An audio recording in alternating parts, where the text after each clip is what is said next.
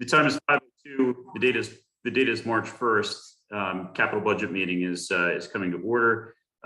Just roll call attendance. We've got Brian Host, aye. Susan Franklin, Aye. present. Ralph Dormitzer, Aye. Mike Dick. Mike Dick, aye. Okay, and Francine's not going to join us, so we have a quorum. The meeting is underway. Just while we're waiting for Jennifer to come back in. The question, so Town Hall Building Committee would like to come present to us next week. They're not available Mondays. The question is, what do schedules look like for the rest of the week? Or should we simply push them to the following Monday, which I guess is it'd be like the 13th. 13th, yeah. Sorry, 14th. 13th. So unless you think, I mean, I just don't want to cut your time short with them. Right. And they have CPC, it's theoretically at 7 unless that changes. This coming Monday, which is why they can't be with us. Right. Right.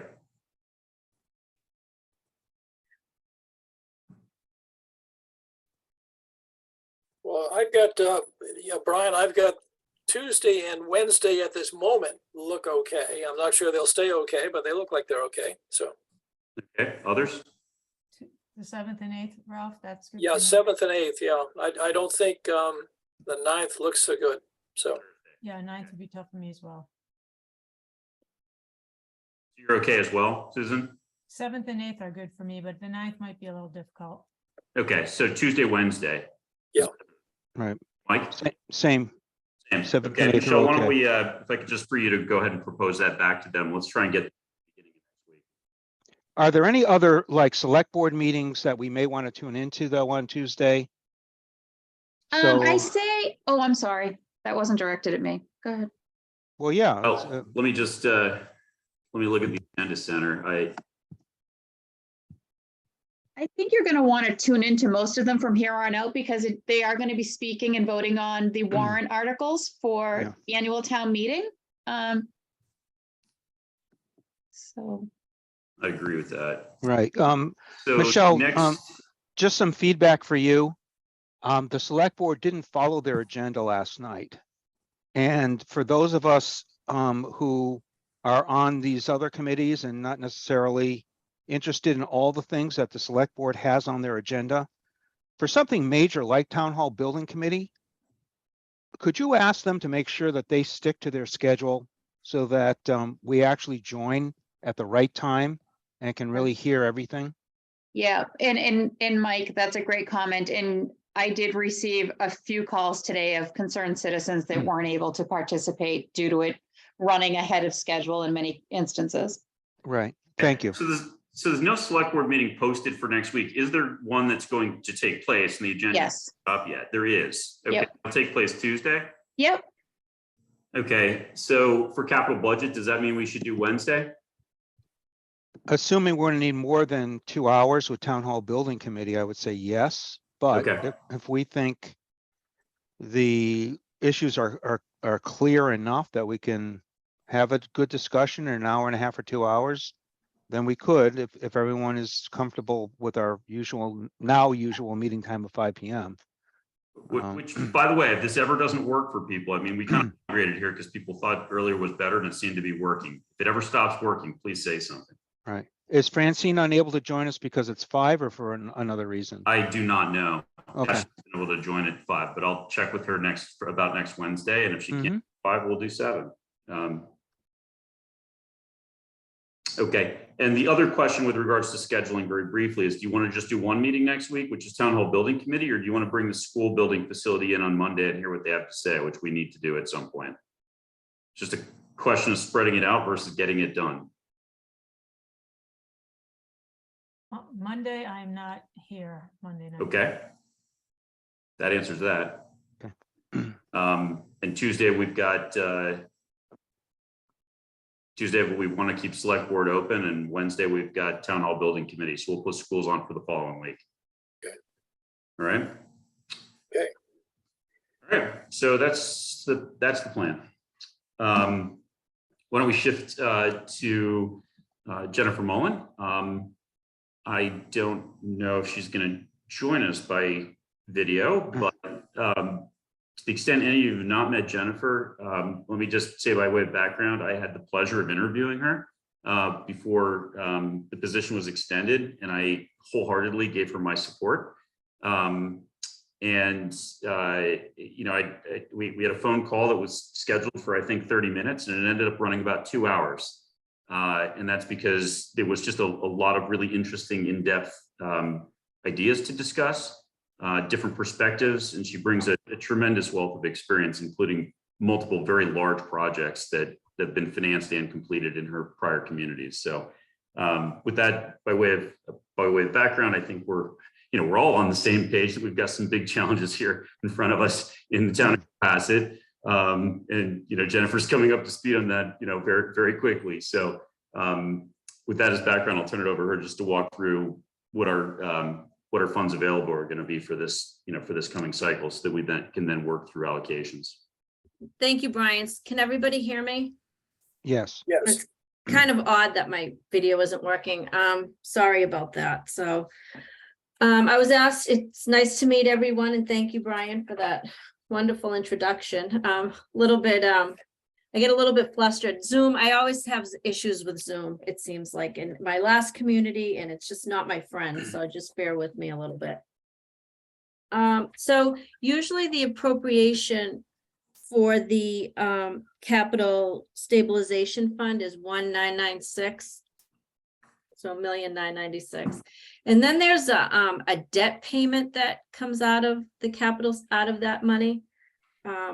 That has been a predetermined amount, and I've seen that on projections. I can't find anything written anywhere of what that is. Brian and I have talked about that a little bit.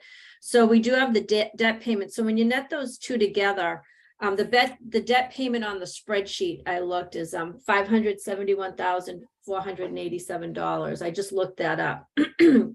So for capital, it would be around 1,424,513 if you wanted to get down to the penny. I mean, I basically was looking at around $2 million minus about 500 for the debt, which is about $1.5 million if you were taking it from the capital stabilization fund.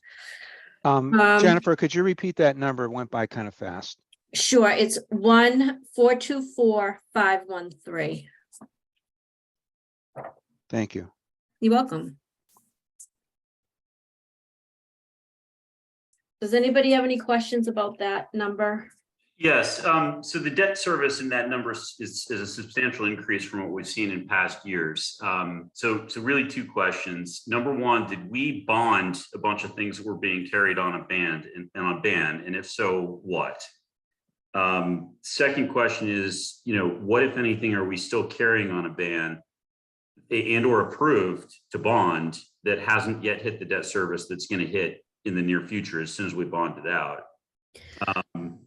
And number three, it sounds like you can't do this at the moment, but I do think we need to chase down an understanding, in the spreadsheet somewhere as to what the current debt service is coming from in terms of projects. I have a pretty good idea because I'd seen this as of 2021, but a lot of the stuff was still being carried on ban and not bonded yet. So I don't actually know what happened.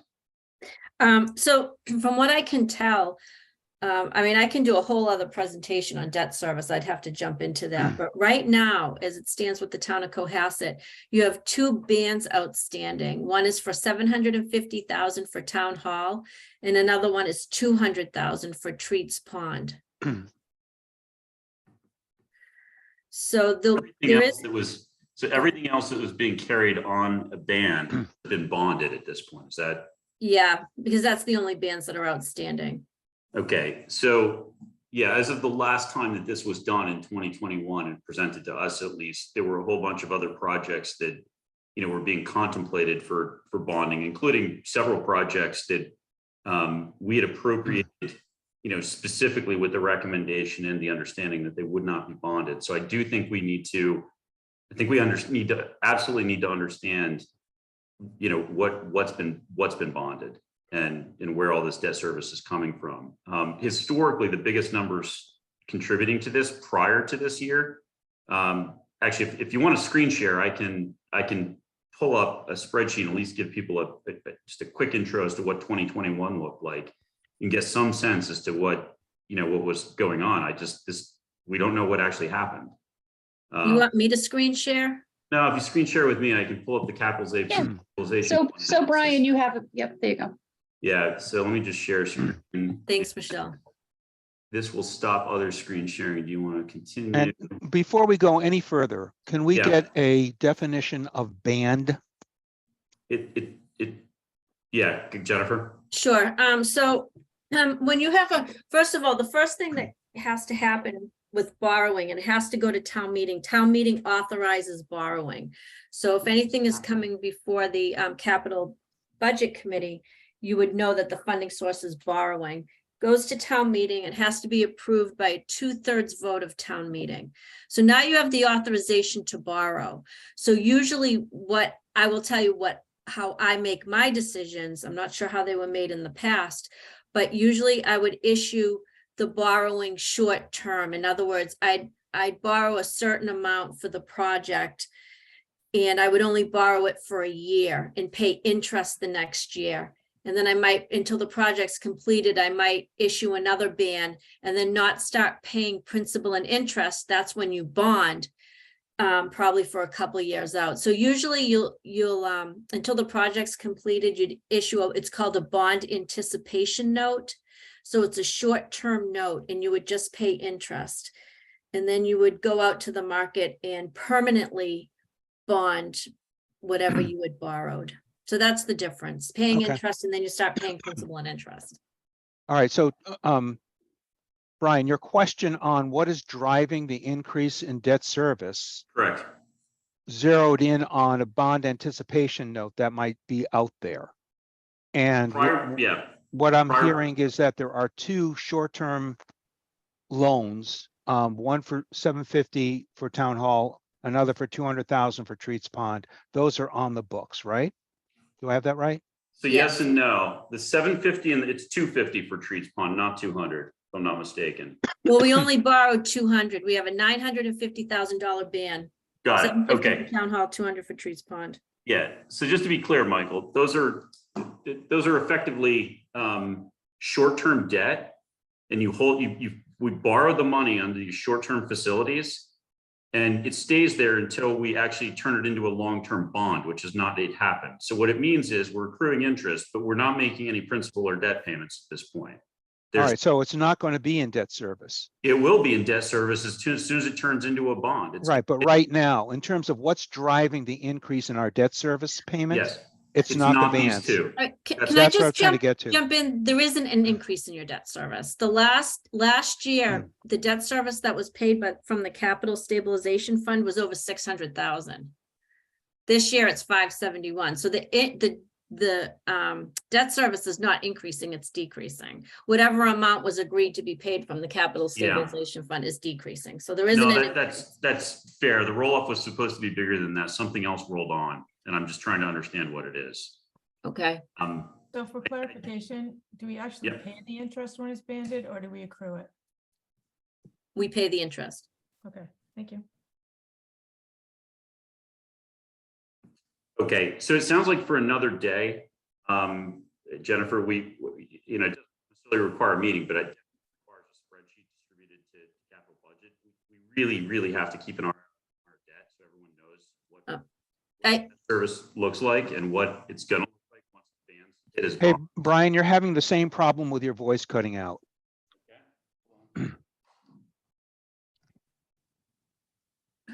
Sorry. Is that better? We don't hear you actually at all. No. Disaster.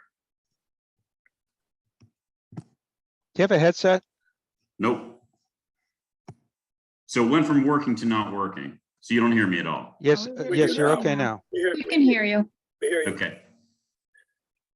Yeah, for clarification, the town did publish a comprehensive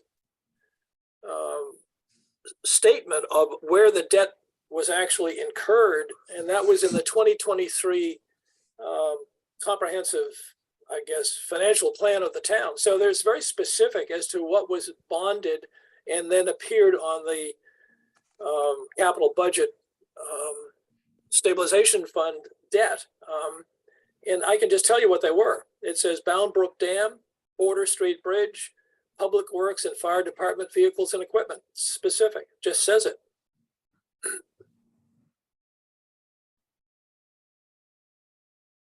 Okay. I think the only reflection on that is that I don't think we anticipated that some of that equipment being purchased for the fire department and the DPW would go as a debt service. We thought that was cash, but we didn't. We apparently were mistaken on that one. So, Well, and that's the whole point. We need to go back and check, because what happens is if we appropriate down to our $1 million balance, right, based on an assumption that we're paying cash for stuff, and instead it's bonded, right? And then we take our balance and we spend down to $1 million again. Now we spent the money twice. Yep. Right? Can I jump in for a second? Sure. The decision to borrow or pay cash or from the capital stabilization fund isn't made by the finance director or anybody in a vacuum. It goes to town meeting. So when you go to town meeting for borrowing authorizations, you have to be specific on what you're borrowing. We wouldn't be presented, oh, we're going to pay cash for equipment and then borrow for that. That all has to be approved by town meeting by a two-thirds vote. And the motion has to be very specific when you're borrowing money. So you can't, it starts in the planning process on whether you're going to borrow. My comment was, when I look at the debt service, I have debt service schedules. I work, we have the same financial advisors I've worked with before. I've worked with them for years. And I have water, sewer, and general fund. What I'm saying is that there's an amount of money that's been taken from the capital stabilization fund every year to fund a portion of your general fund debt service. And I'm not sure what that is. I can't tie it out to a spreadsheet. I think there was, and I have to look, I just found a new spreadsheet that was in the annual town report. But I have all the debt schedules, because we have to, we keep close eye on them, report on them every year, but Right. that's the part that I have to try to figure out. But there was a projection that is done, a 5-year projection, and then and that debt service is projected out. It's already been bonded. So in FY23, there was like 600 and something taken from the capital stabilization fund for borrowing in the general fund, because it's general fund debt. And then in 24, it's 571, and then it's projected out for a number of years. So that was taken when the bond issue was bonded, if you will. Okay, so there is an updated model versus the one that I have with regards to the future debt service. I think that's exactly what we need to see. If you could forward it to us. Okay. And to the extent that the public reference with regards to what got bonded when, sounds like, Ralph, you may have seen it, but Jennifer, I think you're referring to it as well in the 2023 fiscal report. We should probably independently go and look at that too. Yeah, I don't know when I mean, I can look in the financials from the last time you actually went out Yeah. for a bond issue. I don't know. I can tell you what the bands are. And it was done, way before I got here. Yeah, the bands, I think we're aware of what the bands were done, but then they The bands were issued last June. the new bands were. Yep. Yeah. Okay. Okay. Okay, so we're at 1.4 million in terms of what we can spend this year is the bottom line. Yep. And so then the other task that I was asked to take a look at was capital project that I'm have gonna step been, away for 1 second. I'll be right back. okay. So I'm going to continue on.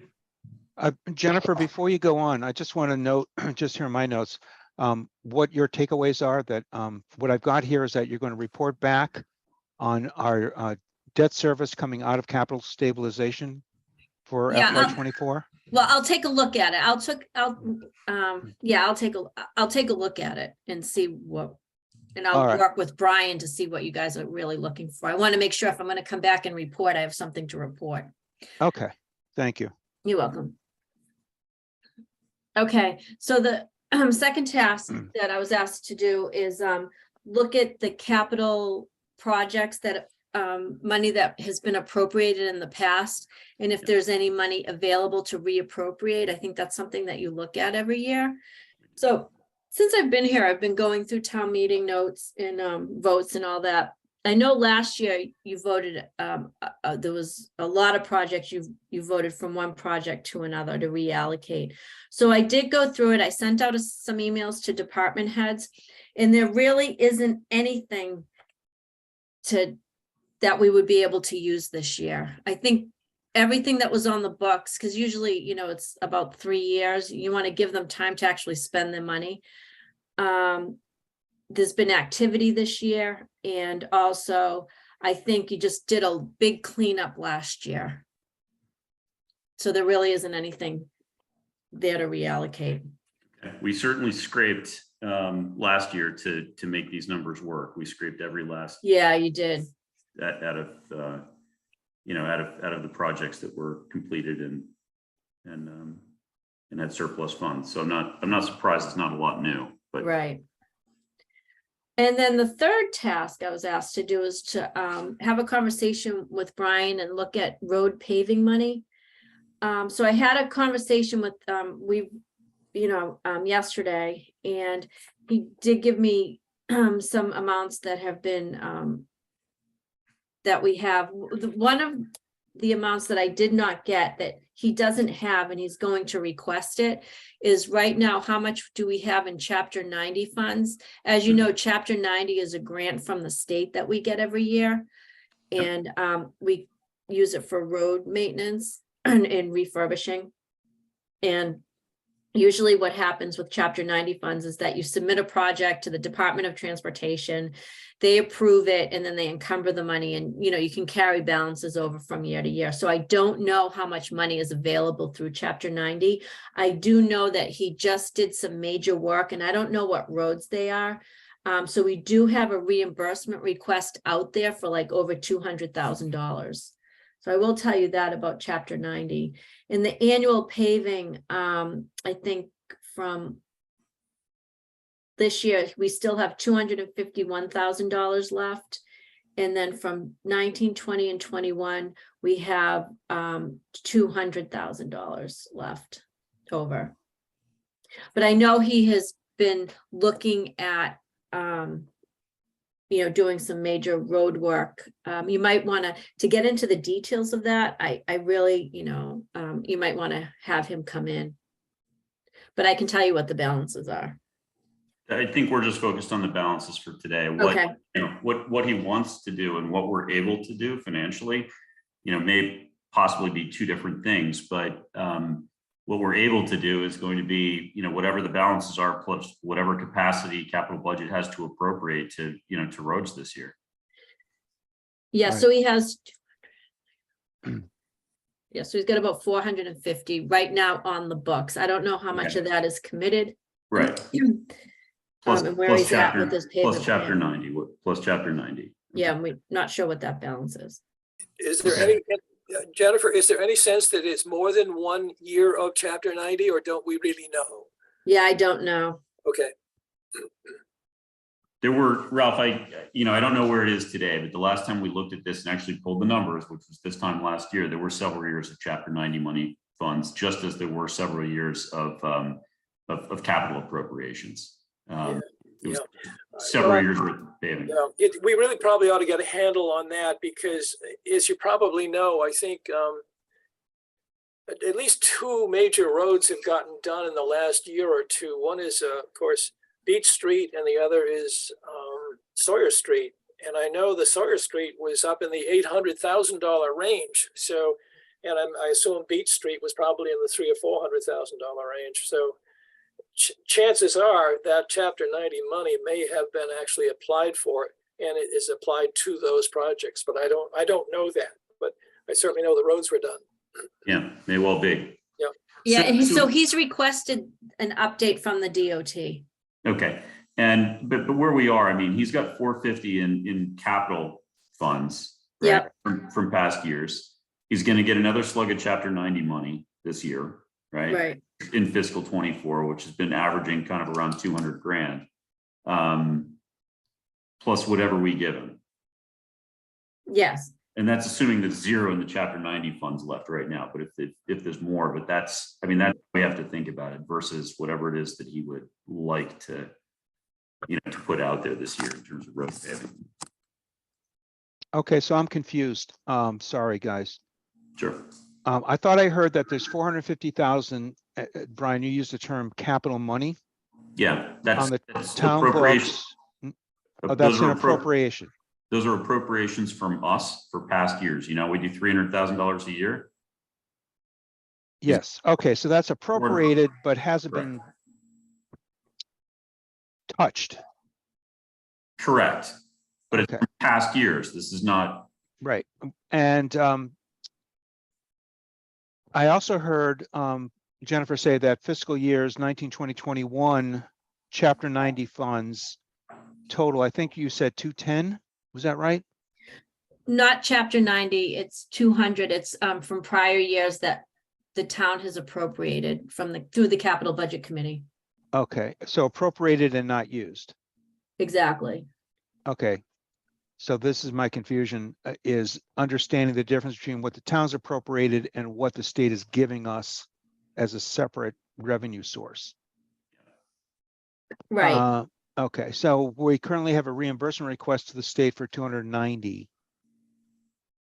As one thing I heard. And then Ralph just pointed out that Beach Street and Sawyer Street need to have a reimbursement request if it hasn't been done already. Did I get everything here? I think that's right, Mike, basically, right? Okay. right. Yeah. So the way we add this all up, I think, in order to figure out how much capacity we can spend on roads, both in total, okay, is total funds coming from capital appropriations, right? Plus the total chapter 90 monies, including this upcoming appropriation cycle. That's how much we can spend in roads in fiscal 24.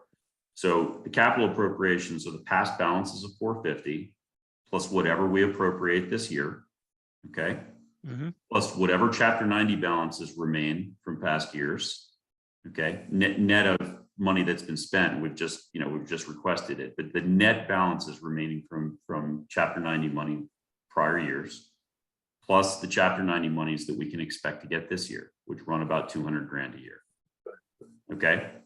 So that's how you think about the total amount that we can actually spend this year.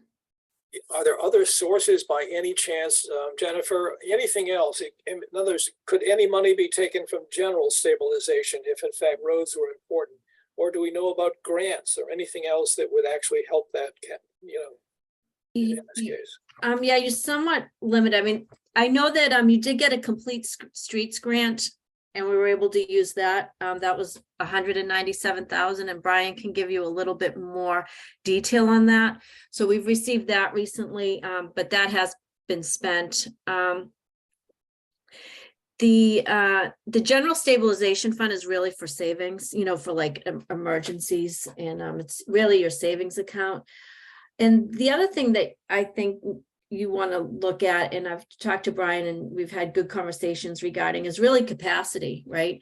So you want to have a good amount allocated, but you want to make sure that he can use it and spend it, and that you can, you have the county bid. You want to make sure that who's on the county bid is available for Cohasset for the streets that he wants to do, because you don't want to overcommit yourself. So that has to be part of the conversation as well.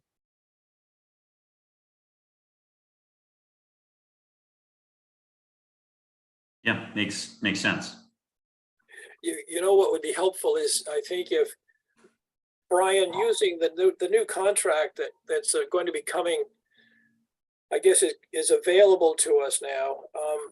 He ought to take a look at his current road schedule and figure out, well, how much money each of the roads that are now predicted to be done for 2023 will cost.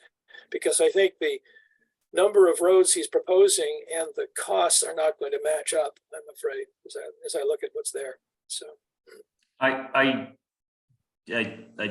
my instinct, Ralph, is you're right. He wants to do more roads than we're going to have funds available to do. That's bad news. And so he's not going to be able to do everything that he wants to do. The good news is that, prior to this year, we used to we were operating under assumption, well, prior to this year and last, okay, when it was obvious that nothing was getting done, the plan was to come into every year with zero balances, right? In our capital stabilization appropriations for roads. We're coming into this year with 450. We're also possibly coming in with some Chapter 90 funds left over. So, he's ahead on funding versus where we've ever been in the past. He'll get another 200 from the state, plus he's going to, get whatever it is that we have available to throw in there. I pretty quickly see that getting up, hopefully closer to, to $1 million than not. But in terms of doing a multi-million-dollar catch up on roads, I'm not sure we're going to have the capacity to do that this year. And I'm not sure he has the execution capacity to do it this year, to Jennifer's point, whether or not we can even schedule people to come in and do it. So, but longer term, beyond this year, make no mistake, we won't be coming into future years with a $450,000 rollover balance, and he's going to want to spend $1 million a year. So the appropriation, whether it comes into capital stabilization directly and we fund roads, or whether it, whether there's a sub account or sidecar account that's specifically for roads, it doesn't matter. The money's got to come from somewhere. Yeah, that raises the question, which we've discussed, which is, if you want to replace every road in town, all 39 miles of it, every 20 years, then you have to figure out what that's going to cost. And we've used an assumption which is not valid anymore. So Correct. We got a problem. We really do. So yeah, we have two problems. Number one is that the assumption is off by half. And the second problem is capital budget was, the funding mechanism into capital budget was never adjusted for the cost of taking on the road program, which historically was never funded by capital budget. So there's two problems. I mean, we know what they are. They're mechanical problems, and money has to come from somewhere. So that's a conversation for another day. But we can't create it out of thin air. We're going to spend what we have, and that's it. Plus, we've also discussed that parking lots and things of that nature are also part of the paving problem in town. yes, They're not included in the 39 miles. Right. that's right. So, okay. So we really need Brian to come back with a clear answer with regards to how much net chapter 90 monies are available, remaining balances after, net of any roads that he's completed, but has not yet received the refund on. In other words, what's really going to be left after all of his refund requests flow through? We add that to the 450, add another 200 assumption for 2024, fiscal 24, plus whatever capital can appropriate to him based on our other requirements. And that's what we can spend on roads this year. Okay. All right. All set? Yeah. So Jennifer, who has responsibility for coming up with the Chapter 90 number? Is that something Brian can do? 'Cause, I mean, in the past, I got the email from Don. It doesn't mean Don didn't get it from Brian. I want to make sure this gets done. Well, no, I talked to him today and he did put in the request to DOT to get the updated spreadsheet because they keep Okay. track of all the money that's been allocated, and Perfect. I'm sure he has his own spreadsheet. I just wanted to see from the DOT and, Yeah. what's been encumbered. Yep. And see what they've had in the past. It usually gives you a history. So no, he did request that. He knows that I was meeting with you all. So we should Okay. get that as soon as I get it, I'll forward it. Perfect. And then we need to adjust it for anything that he's already spent and just hasn't submitted for reimbursement yet. And that leaves us Right, with a clear picture of what we actually have left. exactly. Okay. All right, sorry about the video, but it was nice to see all of you. You as well, Jennifer. Now, I understand last night there was a long-term financial planning presentation that was made to the select board. Right. I don't know if now is a good time to spend a few minutes giving the committee a highlight of what was in that, or if you want to schedule a separate time with the committee to do that. It obviously isn't on the agenda because we didn't have it 24 hours ago. Yeah, I'd like to set up a separate meeting to discuss it, because a couple things, I have to get ready for advisory at 7. Okay, And I'm trying to figure out my Yep. video issues, and I think it's not on the agenda. I think it'd probably just be best to maybe do a presentation to the committee separately. I think as we left it last night, I need to set up a meeting with the long-term planning committee and discuss what I discussed with the select board last night.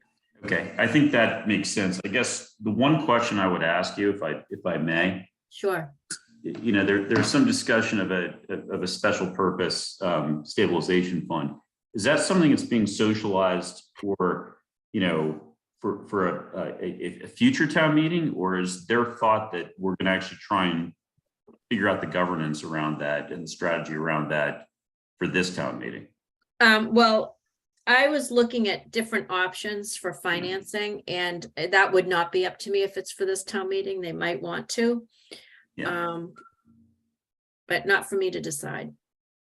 Okay, I think it's always constructive to receive ideas. Yep. An interesting idea and an interesting structure. My knee-jerk reaction is that the governance needs to be absolutely correct around any type of new fund of that nature.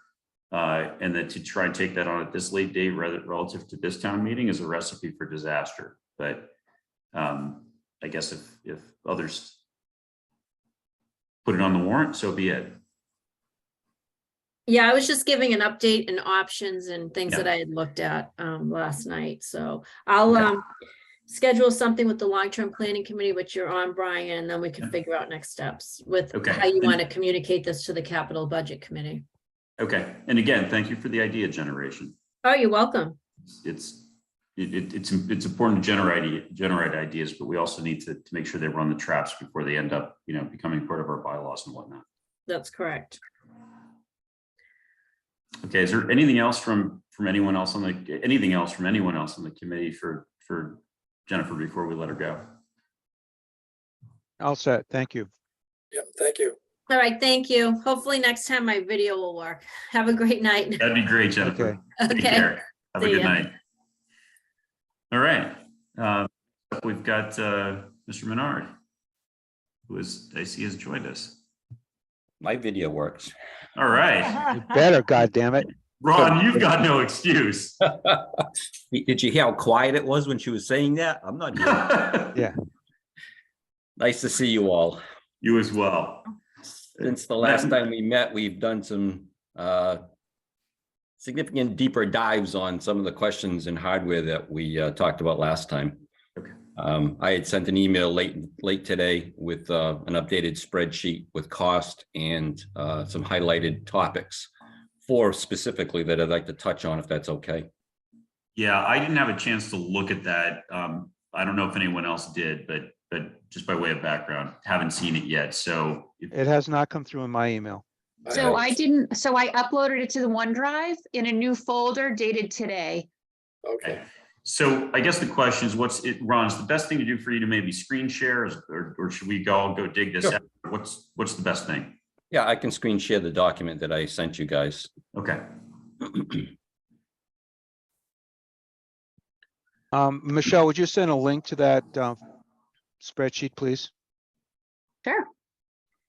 So this should be familiar to you as it was originally updated or uploaded to your Capital Drive way back when. The numbers have changed and the configuration of the solution has changed as well. One of the things that we talked about initially was, were the servers sufficient for our needs and or were they overkill? Well, after doing a deep dive with Dell engineers, we came to the conclusion that the R650s would be an adequate fit for us as opposed to the 750s. The difference being the 750s allow for additional drive bays, so you can populate more storage within those. But other than that, there's no difference whatsoever. In our particular environment with virtualization running, those drives are really immaterial and unnecessary for us because all of our virtualization runs on the storage SAN. So there's very little that's operating on the servers themselves. Okay, because we've got separate storage servers. Correct. Okay, so the 750s fundamentally incorporate a whole bunch of storage, which we have separate dedicated storage servers for. Correct. And we'll call that the PowerStore 500T. That's our dedicated storage SAN. Okay, So we've now replaced that PowerEdge 750 with a 650, and we've essentially realized a few $1,000s savings based on that move. Again, performance and everything else is even keel. Nothing else changes with regards to the configuration, whether it be network ports or RAM or CPU or anything. They're all identical. The next thing that changed with the configuration was the dual switches. So this particular line right here. These dual switches were fiber switches that would interconnect our storage array, the PowerStore 500, and our servers together, as well as both data centers. They would allow us to replicate data over 10 gig links, and it was an option to keep a robust data center with options to move forward in the event that we had an explosion of needs with regards to build outs of data or VMs or whatever it happened to be. In conclusion, what we found is that in our environment where we're only running 2 servers in each data center, we don't necessarily need that dual Dell switch or fiber switch to interconnect. We can do what they call a direct attached storage. So that PowerStore 500T would physically be connected to the dual servers above it, the PowerEdge 650s, thereby eliminating about $29,000 per switch. So that was a significant savings. They reassured me after quite a dialogue with engineers as well as integrators that there would be no performance hit, that the speeds would be seamless and we wouldn't notice anything. Where we do take a hit, if we ever grow to that degree, is that we only are allowed up to 4 servers per data center.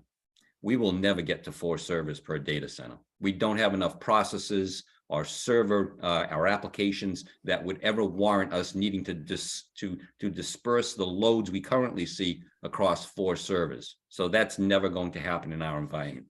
So I feel pretty good about proceeding with the direct attached storage and eliminating those 2 switches. That's pretty easy and cut and dry. I'm going to bounce a little bit here and go over essentially question number 3 that I was going to answer for the Dell PowerStore, and that's a little more complicated, and I really like to spend a little time with that. But let's jump to the vendor scope of work. We had talked about the vendor and me feeling comfortable with the scope of work. And well, after drilling down into the details further and talking about and discussing the project and engineering the project with multiple integrators, I've come to the conclusion that that is an ongoing process and the devil's in the details, and we're still working through those devils to make sure that we in fact understand fully how the 2 integrators that we're considering are approaching this and the associated cost.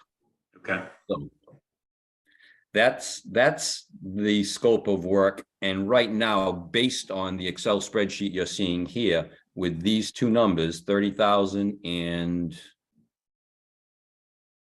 30,000, that is what I believe to be a worst case scenario to deploy this hardware and refresh it in 2 data centers. I'm hoping it will come in cheaper than that based on the integration process once we get right down to it. Okay, so 60,000 total. Correct.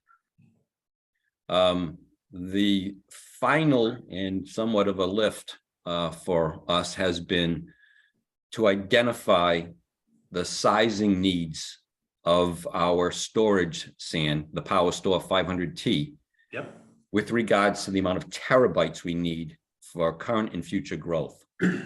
We are currently running at about 22 terabytes. That's what's being utilized on our existing SAN. Our existing SAN has about 39 terabytes available total. So when we started doing the math with these new PowerStore units, They claim that they can deduplicate, compress to a ratio of 4:1. So if you have if you have 20 terabytes of data, they can compress that down to 5 terabytes, therefore requiring less data overall, or less hard drives overall. Less storage, yeah. Exactly. When we started diving into this deeper and we started looking more closely at our data, specifically the types of data sets we have and what types of files those were, we identified that some of those would be problematic for this solution to compress at a ratio of 4:1. It would be closer to 2:1. So the initial configuration of the original SAN that we got quoted on was only approximately a third of what we needed.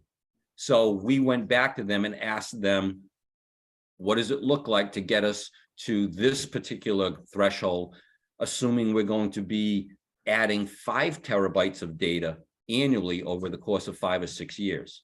They came back and they presented a SAN solution with 50 terabytes, and that would compress to 70 terabytes in some instances with the files that we currently have. So that obviously came as a hit when we're talking about cost. That was a $55,000 hit, in fact. Now, there was other things that we were considering as well. First of all, looking back historically over the last 3 or 4 years, what was our actual increase in storage? It was more like 2 or 3 terabytes as opposed to 5, but this past year was a significant jump. We had 6 or 7 different VMs that were stood up and a host of data that was also added to the storage units.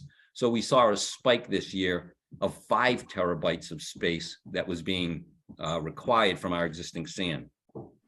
I don't anticipate that being the case every year unless we are going to be more aggressive with backfile scanning and getting more paper documentation digitized and put on this device. Okay. To complicate the issue even more, or to maybe make it a little more cloudy, there is also an opportunity for us to leverage SharePoint, Microsoft OneDrive, for lack of a better word. That integration with our Laserfiche internal EDM server is possible. I have tried to look at that over the last 2 years to see whether or not the storage we have in the cloud would work with this. And because a host of other priorities, this has not occurred, but I have picked that ball back up, engaged the vendor and my systems analyst, and we've now looked at this even closer just to ensure that this can be done. If in fact it could be done, and we can identify that what the scope of that work is and what that would cost, this SAN could potentially come down in cost because we may not need the 5 terabytes that we're looking for every year. We may actually be able to offload that data to the cloud under the Microsoft umbrella.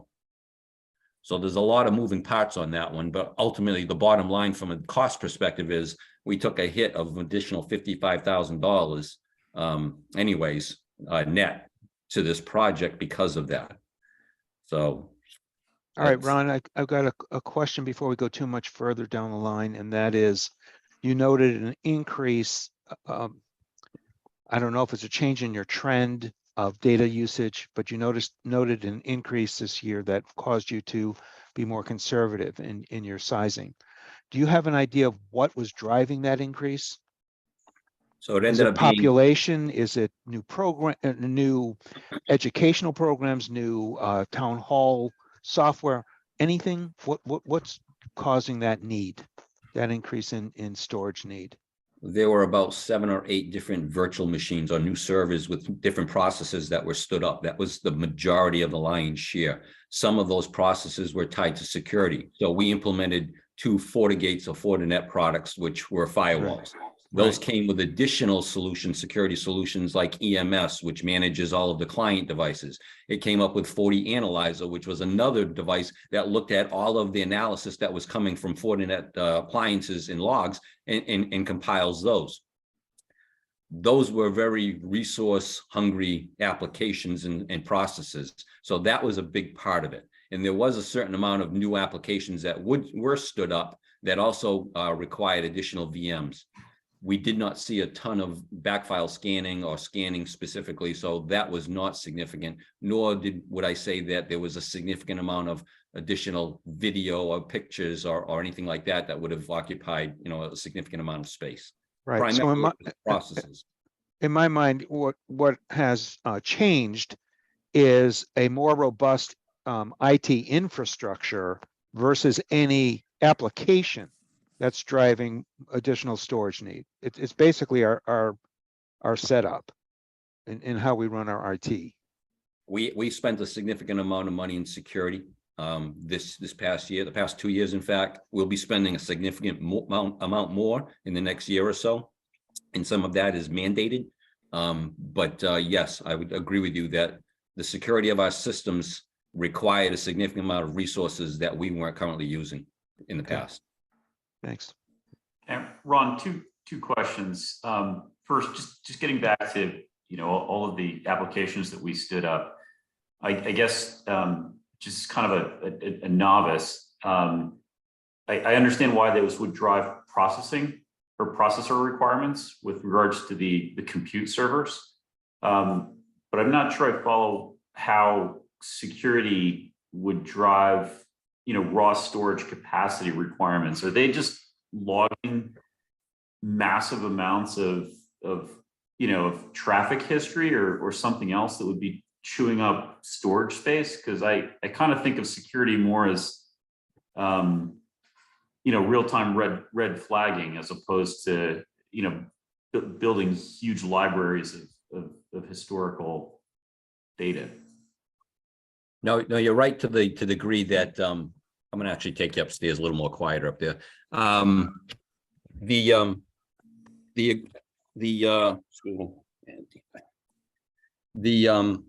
logs, the significant impact to the storage was in fact the logging that was being done and captured from multiple different solutions. So as I mentioned, the analyzer, the Forti firewall, there was an EMS, and more importantly, that something that wasn't listed was essentially the Kiwi server, which is a syslog server that actually captures every single packet of information that traverses the network. Because of the additional traffic that was coming in, that server alone had to be tripled in the size of the partition being used to keep that log. So there was a significant amount of that. At what point do you flush the log data? I mean, I certainly understand that, let's just say you have some massive breach and you want to go back and analyze what happened, right? It's nice to have a recording of every single thing that happened on your network. How long do you keep that before you delete it? It depends on the solution, but it can be as much as 6 months to a year. Okay, so that's really what's driving this. Okay, that makes sense. I mean, if you're creating fundamentally a capture of every single thing that takes place on your network, every document that traverses it, every email, everything, I could see why that would certainly occupy some significant storage space. You recently saw the Bitcoin incident that occurred? Yes. Well, I can tell you that myself and 2 of my team members spent hundreds and hundreds of hours with Secret Service, state police, and local CPD in the IT department going through logs and systems looking for something that ultimately didn't exist, but we still had to go through all of that. And when I tell you there's a amount of log data from different systems, it's unbelievable. And we'll be making changes going forward to help us decipher exactly what's going on, because it was nothing I didn't realize, but it was something that you have to go through before you truly realize how reactionary you're going to be in a situation like that. As with most things in life. So. Yeah. Sounds like you had quite a project with that one. Yeah, that was not fun. And I thought we were done making national news for a week or two, but no. That would have been nice, wouldn't it? Okay, my second question is the 70 terabytes. I'm just trying to replicate this in my head. So you said we're at, I think, 29 now, if I'm not mistaken. Did I hear that right in terms of our current storage? Okay, and is that compressed or uncompressed? the 29. The existing compellents do manage some compression. Okay. They- so And more they than- they do also perform some deduplication, so Okay. they don't do it as well as the new product or in the same manner, but Okay. they do some of it. Okay, so the 29 is in terms of raw data is a bigger number. Okay. And then you to that, you're gonna add, you're budgeting conservatively, adding 5 a year. So let's say we start at 30 and you run these things for 7 years at 5 a year, that's another 35, you're at 65. So that's how you're at 70. And that's Correct. pre-compression, is that right? So that's the compression is what gives you headroom on this 70. That's correct. Okay, and you think you might get 2-to-1 compression, so you've got basically 100% headroom, which sounds like a lot, but really isn't.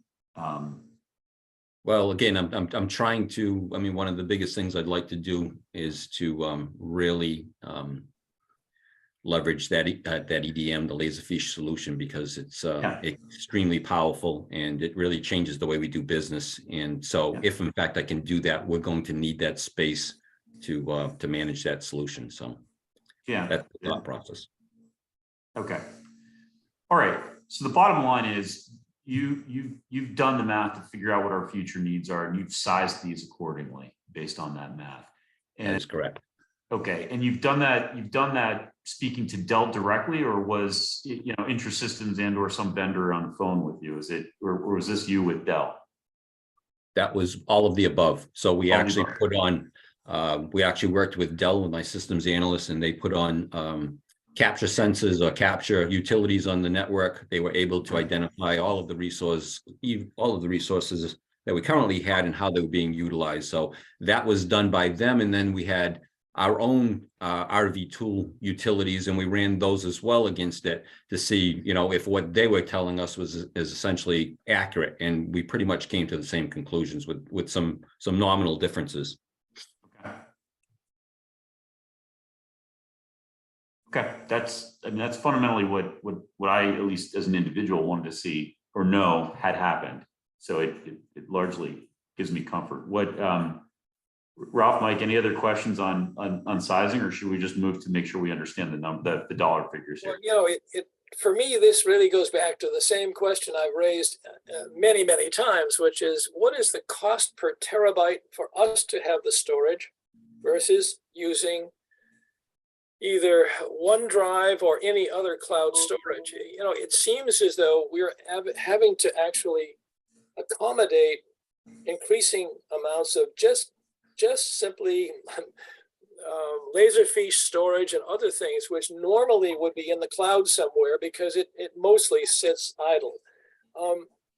Should we, based on the actual cost differences between owning all that storage versus buying it, isn't that a comparison that we really should have? And in this case, rather than continuing to expand our storage capability and duplicate it, as a matter of fact, rather than simply going to a much more efficient cloud system. Now, I'm not saying I know that's true, but in fact, I'd love to know the actual numbers of why, in fact, storage is local versus in the cloud, as most other people, most other corporations do it. So, I mean, that's a fundamental question, and I know it's so deep as a question that it can't be discussed fully here. I've seen what you've shown us in the past, but it is clear to me that comparison needs to be done very rigorously, because adding it all locally is not, in my view, the long-term solution here. So. Well, let me just touch on a couple of points with that. First of all, we do have the SharePoint, and I did mention that is an option for us to try to offload some of this local storage to the cloud for something that we already own. So that is definitely something we're looking at capitalizing on. Additionally, you have to consider that when you go to the cloud in our particular environment, that you also assume the maintenance of that cloud as well as the connectivity to get there. So connectivity to the cloud would have to be more robust. A virtual firewall would have to be stood up, which would be more costly. You would have to pay as you go.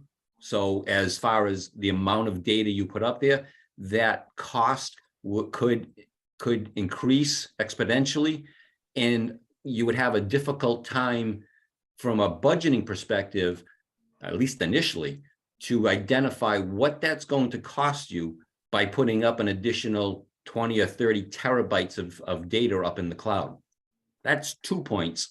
And then there is another point, and unfortunately it eludes me at the moment, but there was something that had been done and has been done and continually gets done with regards to Microsoft 365 and OneDrive or SharePoint. And that is that we determined, and I wish I had those numbers with me, we had determined some time ago what the total cost of ownership was for our Microsoft tenant for all of our 4 domains. I wish I apologize, I don't have that information with me, but Microsoft 365, Office 365 does offer us opportunities for something that we've already paid for. And again, we are trying to identify whether or not that is a viable choice to try to decrease the amount of storage we need internally. The other point, and the last point I just remembered I wanted to make, was the complexity of the system that we utilize with regards to Laserfiche is that we are hosting that server so that people come through our firewall to gain access to the Laserfiche and can search any document they want on their own. We need to be able to understand and identify what is the cost associated with using a distributed file storage location like the cloud, like Microsoft OneDrive or SharePoint, when it comes to integrating that. So there's going to be a cost factor associated with migrating or integrating Microsoft SharePoint with our internal EDM or Laserfiche server. So that was, there was a number of moving parts there. And because we're kind of got our backs against the wall now with regards to refreshing this hardware, we did do some of that with regards to looking at migrating to Microsoft Azure and eliminating a data center. And part of that resistance on my part is that controlling cost was extremely hard.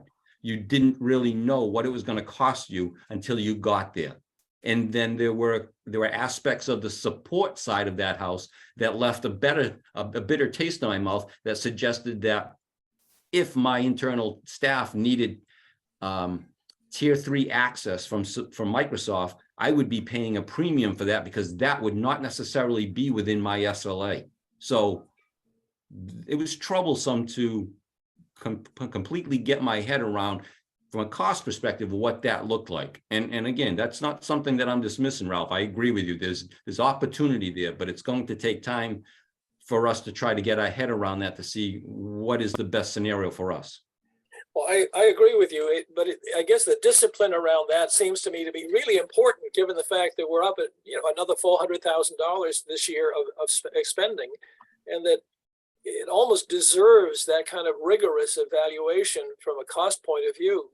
Because if we continue to replicate this every year this way, or at least every 5 years this way, this is a really very expensive operation that we're actually hosting here. So anyway, I don't disagree with you, all your points. It's really, I'm asking for some real rigorous thinking about and agreeing with you on all the things that have to be considered. And I understand how complex that really is, but it is a fundamental question as to whether we can continue to expand this capability locally and whether we shouldn't really depend on other commercial operations to do this for us. So anyway, I agree with you. And even in this particular scenario the solution that we're standing up now, if you look at that the PowerStore 500T, that was built with integration into VMware and Microsoft Azure. So it was built purposefully to help you with that next step to get to the cloud. So when it comes to syncing data, or when it comes to using this PowerStore as part of that infrastructure gap, or sink, for lack of a better word, this solution helps get us there. So I was really impressed with this PowerStore solution because there's a lot of components of it that still allow us to leverage the cloud while not having to abandon this resource or this investment in the next 2, 3, 4, 5 years whenever we decide that the cloud is right for us. So this is a smart buy from my perspective. okay, thank you. Okay, so we've got, let me just go back over this to make sure I understand a couple of things. We've got 2 power edges in each data center. We've got 2 power edge compute servers and 1 power store storage server. That's it. Is that right, Ron? We have we have 2 servers in each data center. We have 2 power store SANs in each location. Both of the SANs, the storage arrays, replicate back and forth. That's part of our failover. If a data center goes down, we can. Okay, so we've got 4, okay, because it just doesn't look that way here, and maybe it just, you know, so on the dual servers, it says, I see in the parentheses servers 2, but on the power store, I don't see 2. So that's why I'm a little confused. What you're telling me is there are 4 servers in each. Yes, center. they 2 power edges. broke it out on this, so they're actually looking at CMS, which is one data store, and CEA is the other. So these 2 No, are I- identical. No. So I understand there's 2 data centers. In each data center, if you look 3 lines down, right, or 2 lines down, it says power edge servers 2. Okay, see that? Yes, Okay, and then under the power store in the parentheses, it doesn't say 2. So I was assuming there's just 1. Is that not Yes. the case? but it's only talking about this data center. If you No, drop I down here- understand it. So in each data center, there are 3 servers, 2 compute servers, 1 storage. Is that right? Correct. Right. Okay, got it. All right, I just want to understand the configuration. And so each of those storage servers is $144,000. Okay, so that storage server has a whole bunch of storage management software in it, okay? But it also mostly physically is a rack full of disks, I assume. I assume it's solid state, although maybe it's SSD drives, but but it's drives one way or the other, right? Correct. Okay, do we have the ability to buy that? And is there any logic in buying that device without being fully populated with disks or drives, given that we're absolutely not going to need half of them the day that you know this thing rolls out, and in the end we might not need half of them, right? So is there a possibility, like, you know, like I see in many other sort of hardware configurations, where you can buy the PowerStore 500T, but just buy it half populated with drives, and then add the drives as your storage requirement grows? Yes, that's the current configuration. We are only allocating 11 bays for drives. So out of the 25 slots we can put hard drives, only 11 of them are populated in this. This particular device will go out to petabytes if we Okay. want it to fully populate. So we're populating 11 drives with 70 terabytes. I guess my question is, you know, is there any upfront cost savings to populating it with 40, buying the same system, but populating it with 40 terabytes of drives, and then adding the 30, assuming that someday we actually need them, which we may or may not? I think from our perspective is that when you look at the RAID that they use, it requires 8 drives. So the type of RAID that they're actually running requires X amount of drives to be populated in the SAN. Okay. The size of the drives is debatable. I mean, these are almost 4 terabyte drives in each of the bays. So that could be reduced, but I've learned that when you try to get cute with these manufacturers, to bring down costs, to be honest with you, they often screw you. They talk around in circles, and they don't necessarily give you what you think you're going to get when you reduce the size of the resource, in this case, hard drive. So I think if we went to, 1.5 terabyte or 2 terabyte drives, I don't necessarily believe that we get a fair shake when it came to the cost difference between the 4 and the 2. So you think if we bought this with 40 terabytes, it wouldn't change the price much at all, is what you're telling me? My indications of what I've seen in the past, even when it came to decreasing from the 750s to the 650s, I would have anticipated a bigger price break, and I didn't see that ultimately in the end. Okay, you're not really seeing a price break by subtracting terabytes. Okay. I mean, the issue I'm wrestling with is we're paying today's price for storage that we probably won't need until the tail end of the life of these servers, and possibly may not need ever. Right? That's the issue. Fair point. And so, you know, if it was more linear with regards to adding capacity, you know, buying what you need now plus some headroom, and then obviously having those extra slots in the chassis, which you have to add, you know, future drives as you need them, that would be compelling. I mean, it's a worthwhile conversation to have with them. I'm not going to force it, but it's just something to think about. I mean, what I'm thinking about, just so you understand, I mean, I come from the, you know, the carrier network side, and carrier class switches are modular switches. You know, you basically have, you know, 2 control boards, which are 1-to-1 redundant. You have 2 power boards, which are 1-to-1 redundant, and the rest are all ports, right? 2 switch fabrics, two you know, 2 power boards, and then the rest are all, you know, are all you know, ports and incremental switch fabric. Sometimes you ship them, you know, a third full, right? And then as the network grows, you just slot in additional cards. So that's kind of what I'm thinking about here. It allows people to, you know, to get a good solution in place with a low cost of entry, and then, you know, and then basically pay as you grow. Yeah, I can tell you that we sized it based on, first of all, them coming in undersized, and then secondly, getting a closer look at what the potential use would be with backfile scanning and what that might equate to in the next 5 years. And that was the basis of the formula we used. All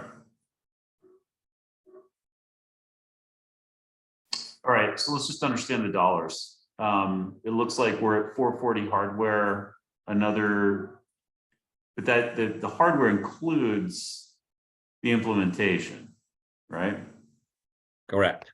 It's 6. It includes the implementation from the aspect of turning up the hardware and getting the hardware configured on the network and all of that. Yes. Yeah. It does not include the upgrade in this, you know, this, you may or may not want to consider this part of the project, but it has to get done. And that is the upgrade of the 2012 servers to 2022. That's further down at the bottom as part of deployment. That's in the deployment. Correct.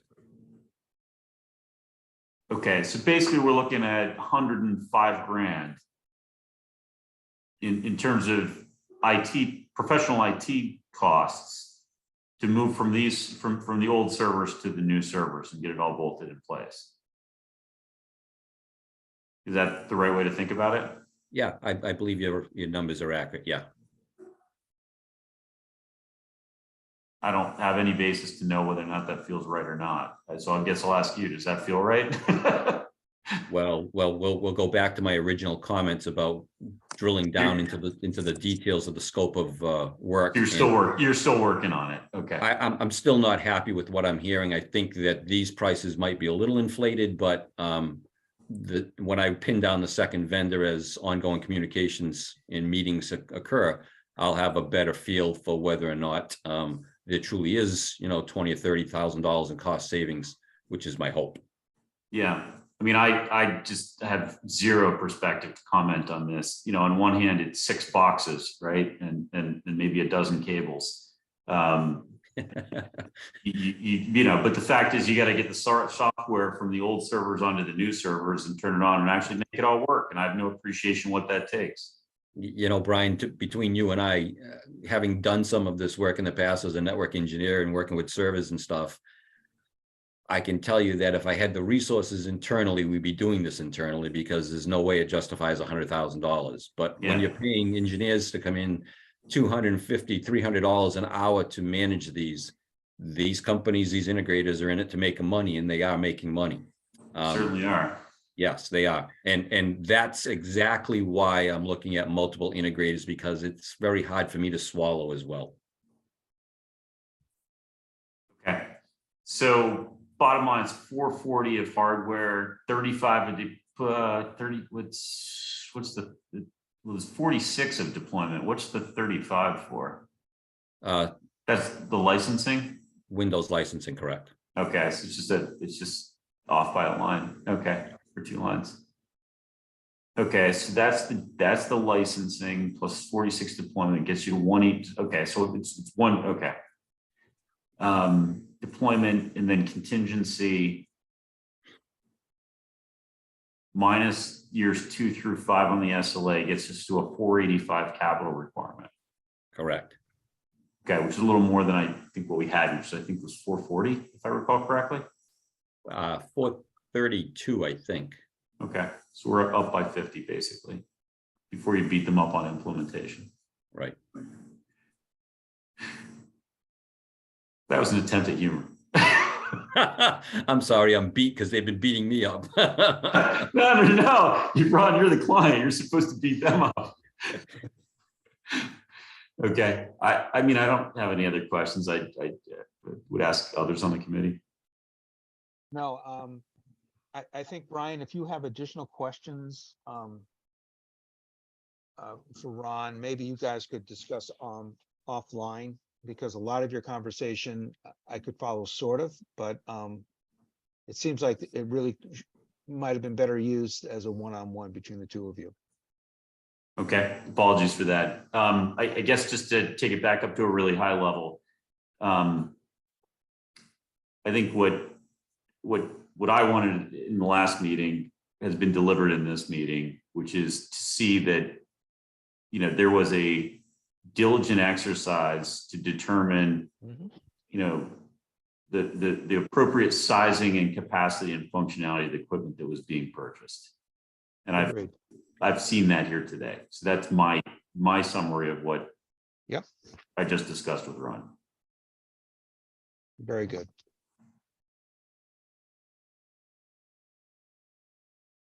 Okay. Anything else, Ralph?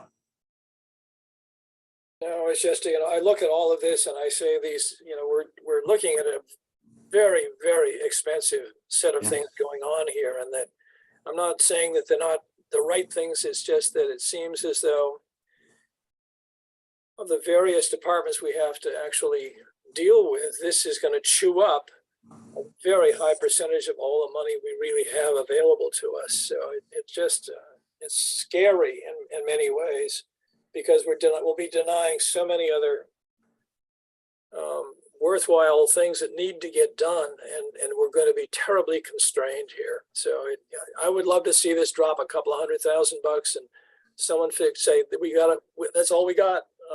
What can we do with that? In other words, I come at it from a different perspective. I know that's very difficult for Ron to agree to, and I know he probably wouldn't, but nevertheless, something has to give somewhere among all of the projects that people are requesting now. There is a huge problem. And I mean, this is almost unmanageable now, not solely because, not even partially because of IT, but generally. So it is, Sure. it's really very difficult here now. Never seen it so difficult. We're only No, I mean, the net summary is all the growth and spend is on the operating budget side. Capital's on a flat appropriation, and all the expenses are going up. It's the bottom line. Yeah. Ron, let me ask you just one really high level, almost philosophical question. It expands on Ralph's point. You know, we've been through the analysis of the sizing and the pricing. After you do all that at a detailed level, you step back and you say, okay, does it make sense where we landed, right? And the one piece I wrestle with, that it's really at a high philosophical level, is, you know, we obviously have added a lot. You know, we're obviously putting in a lot more capacity on this go around. But did our capacity requirement, you know, really outrace the price reduction for capacity that has occurred over the past, you know, kind of 7 years, right? I mean, we're literally going to spend twice as much on our data centers this go round as we did the last go round. And yes, all of our needs increased, but at the same time, you know, compute servers, storage servers, the price only goes one way, which is down relative to, you know, any measure of capacity, right? Whether it be processing speed or terabytes of storage, what, you know, those go down year after year after year. So, you know, to end up sort of at 2x, that means that our requirements, you know, we're dramatically outracing the price reductions that occur every year. What piece am I missing? I don't know whether or not this answers it, but I've got a slide that might help. Let me just share this.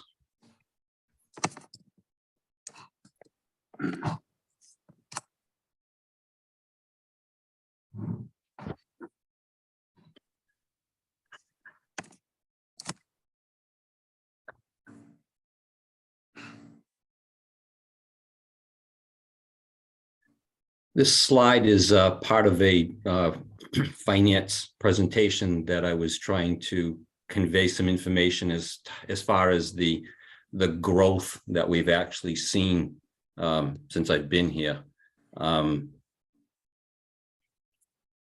It breaks down the first few years we were here when we started building the infrastructure to meet all of the siloed needs that were out there. And it Right. talks about education and municipal government, first responders, and then the management at the end here and how we administer all this stuff. And it shows, you know, the needs that we solved based on the infrastructure that we've stood up. As you can see, every single year we're putting up new systems and new processes, new applications. So I would say that that in itself suggests that you know, when you're looking at 62% increases in education, 74%, 65% first responders, these things aren't just operating on their own. The infrastructure we've put up has accommodated our ability to spin this stuff up and solve these issues and provide these services at relatively a cheap cost. I mean, $3,800 per department for the solution we're talking about per year. So how many departments, how many businesses out there can operate all of their technology, connectivity, phone systems and everything, data warehousing for $3,800? When I look at it from that perspective, it looks reasonable to me. I don't know about you, but from my perspective, the money being spent is not that significant when you talk about the amount of solutions that are being presented and how this has been used in the past. So I'd be honest with you, I'm as frugal as the next guy. When I looked at $500,000 to put up new infrastructure, and then they were talking about that not working and we needed to go higher, I said, there is no higher, there is no more money. We need to make it work with this or less. That's never what they want to hear, but that's the reality. So I share your sentiment with regards to that. But at the end of the day, $500,000, $400,000 is refreshing a huge organization's backbone for everything we do. So do I think it's philosophically worth it? Yes. When I think of fire and police having to operate 24/7, then having 2 data centers and 2 NOCs that are fully redundant is necessary. There are towns that do not operate with that. So look, I want to steer this sort of back to the math. I think everyone on this call understands the importance of having good IT. There's not any, I don't think there's, you know, even a smidgen of question around that from anybody on this committee. And Ron, I also want to say, I don't think anyone has even a nanosecond of doubt that you and your team have done an incredibly, you know, an incredible job of bringing town, frankly, that was in the dark ages from an IT perspective, you know, into the current century. I mean, that's the reality. You had a pre-Y2K, you know, IT infrastructure when you came on board in 2016. So I just, let me step back and not sort of question the aggregate spend. I'm really just trying to triangulate around, you know, are you comfortable? Is everybody comfortable that, you know, the cost of our data center, which is absolutely is reaching end of life, but it is not strained from a capacity perspective, you know, would double on the refresh? That's what I'm wrestling with. And that's what I'm wrestling with. I think others interject, but I think everyone understands we're end of life on both the software and the platforms. Everyone understands we need to give, you know, you in the town exactly what it needs. I'm just wrestling with the idea that, you know, I think Ron has made a very strong case for the amount that he needs. I don't see how we can ask him to cut anything out of it. What we could ask, though, Yeah. is this: can any of this spend be pushed into FY25, or because we're at the license expiration or the support expiration, not license, but support expiration, does it all have to be done in FY24? And then my question, I have a question from Michelle, and that is, Michelle, can you get us another $211,000 out of the operating budget? Because just looking at a spreadsheet that I've been building on what our deficit is, and I'm putting the cart before the horse, I apologize, but right now, if you trust my tallying, we're short about 231,000, which includes Ron's 486K. Yeah. If we can get some more money out of the operating budget, out of free cash, to help either cover the debt service or whatever else, then we're pretty close. So two options: delay any of the spend to help us make it in, or get some more money out of the operating budget to cover all of the requests that we feel are required for this fiscal year. Well, I can answer my two questions, and that is, yes, they have to be done in FY24. Because we won't have any support or recourse if something fails. And secondly, I believe if we are looking to capitalize on a few $1,000s more to be redirected someplace else, we could go with a less populated sand potentially. I could go back to the table with them again and ask for a 30 terabyte sand as opposed to a 50, and see what that cost reduction is. And then, as Brian mentioned, populate drives in future years as it's needed. But that's the only option I have in this particular case to reduce costs. Are you comfortable with that? I am comfortable with going back to Dell and saying, okay, here we go, third bite at the apple. What is an intermediate populated sand between what you initially quoted us, which was inferior, versus the 70 terabytes we have now? Right. What And that is goes that cost to reduction? that goes to Ralph's point about, or someone made the point, we may be buying storage that we may never need, or certainly don't need immediately. Right? Yeah, and so Ron, obviously, when you go back to Dell, and I know you'll do this, but let's not be, penny smart and dollar stupid. If they're going to reduce the price by a little bit for the, for a half populated sand, but then double or triple the price per terabyte when you go to populate the sand, we'll just buy it all up front, right? I mean, I asked them that actually today, because I was on the call with them again today discussing the latest configuration. And I says, I'm not going to hold you to it, but give me a ballpark of what it costs to populate a drive with a 2 or a 4 terabyte SSD.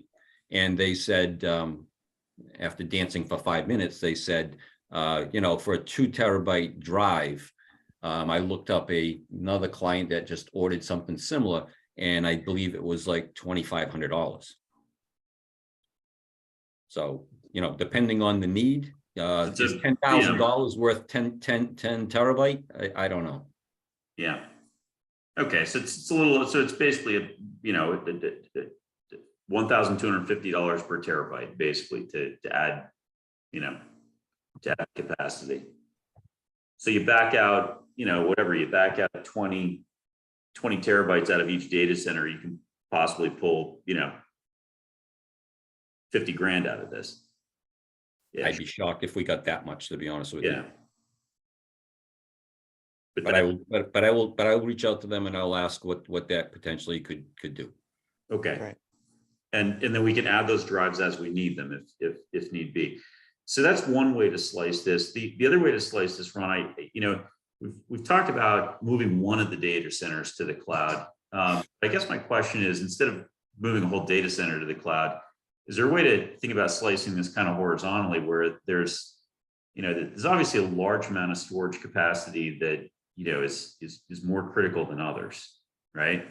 So, and there's probably a large slice of the storage capacity that's just easier stored on, somebody else's remote data center, than than others. So I don't know what that would be. I'm just throwing this out philosophically, but for example, the stuff that's on, you know, all the old files in Cohasset Town Hall that we, for example, you know, PDF'd and uploaded, right? Could you literally take that gigantic library and just drop it onto someone else's servers somewhere else? You, I Physically guess, buying it? you could pay for the Azure environment, spin up your own servers, and again. You actually have to spend, but I mean, I just, sorry, maybe this is like idiotic, but I just think about like, you know, I could buy capacity and a remote drive. I don't have to spin up anything and I can just drop files into it. Like, can we do that or can we not do that?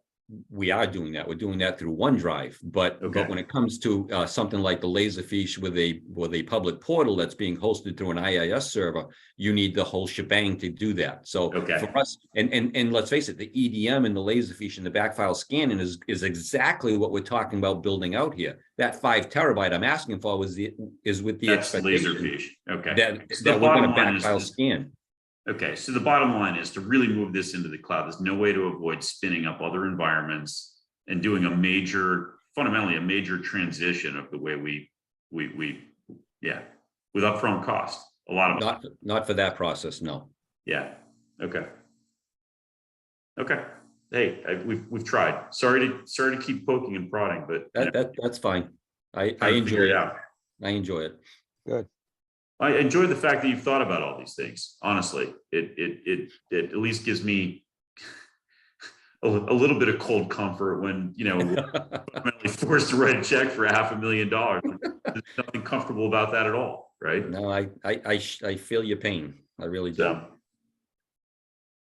So, to Michael's point, that, you know, the problem is that, you know, this, to the extent it rises to the top of the priorities, literally will cause other things to not be funded. That's why we're really focused on containing it. Okay. And I fully appreciate that, but again, I just got to leave with this.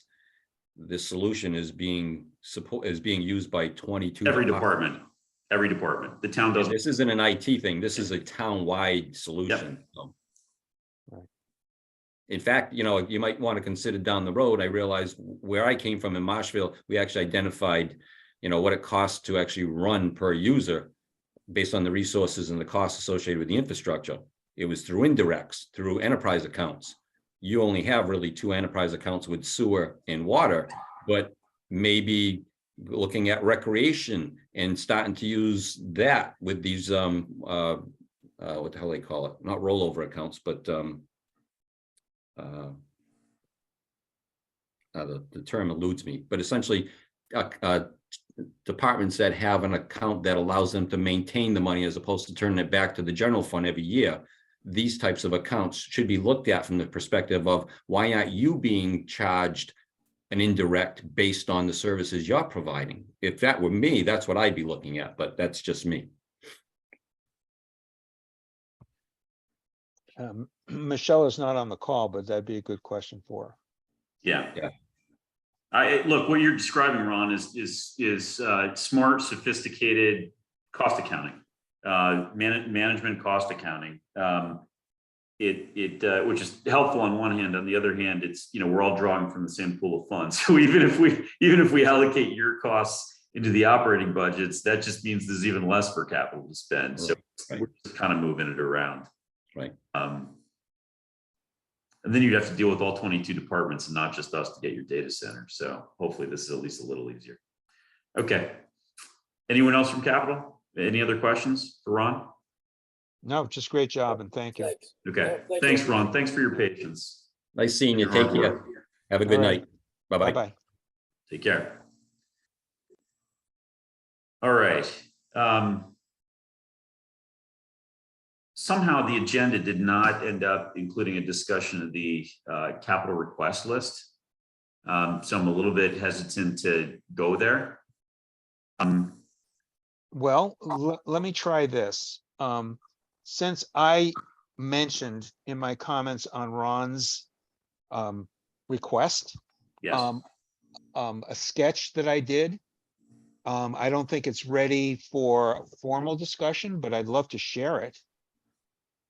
And the sketch essentially shows what requests, in my mind, reached high enough level for us to potentially recommend. And, you know, by subtraction, there's a whole bunch of stuff that didn't make the cut. So I could share what I think makes the cut. And I'll also point out that Michelle shared something in the select board meeting last night that's very similar to what I have. So Have you I'll had a chance to- I'll have you offer had a- that. Well, let me ask you a question, Michael. Have you had a chance to look at the differences between her list and your list?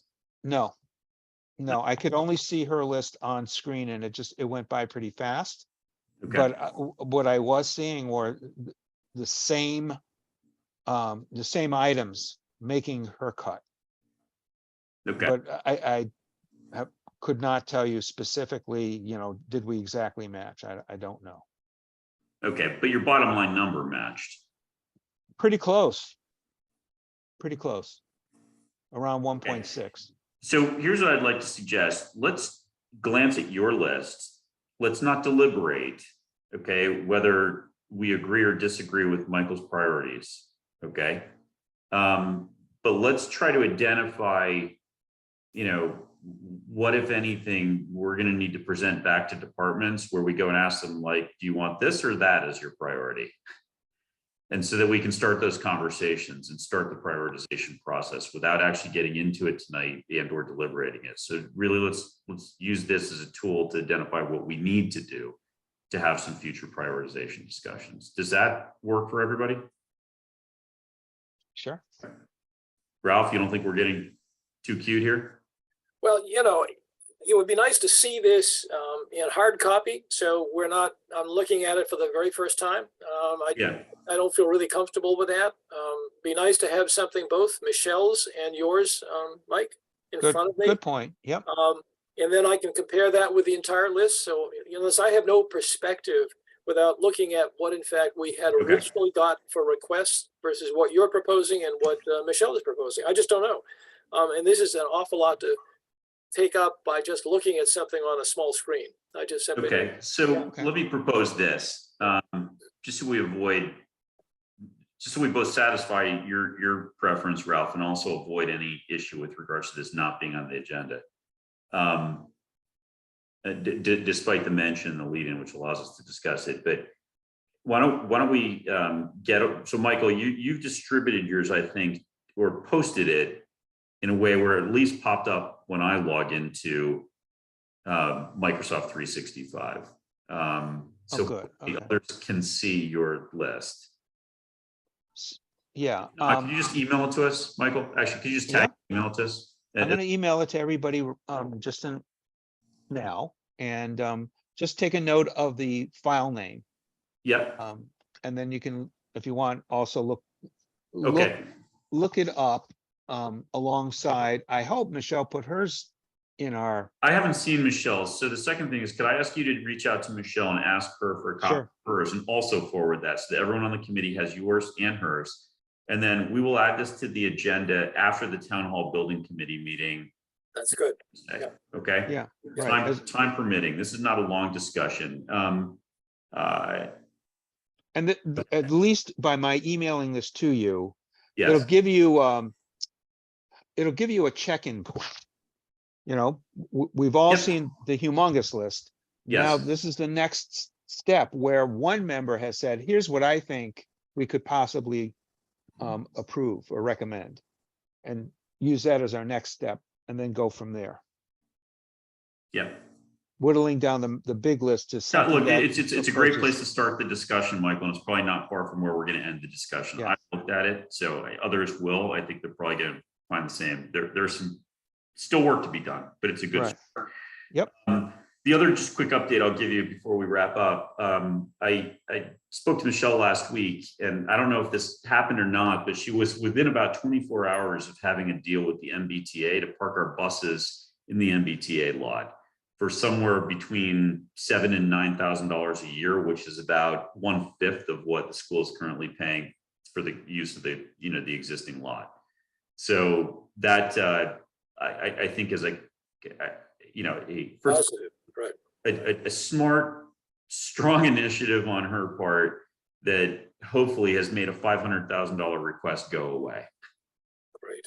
So, and I couldn't be more delighted with her taking the initiative on that. That was out of the blue. I had no idea that was something she was working on. Oh, I do think Michelle's list is on the OneDrive. Did you say it was about 1.8 million, Mike? Her list, Yeah, she has a list out there, where she has the list of the projects.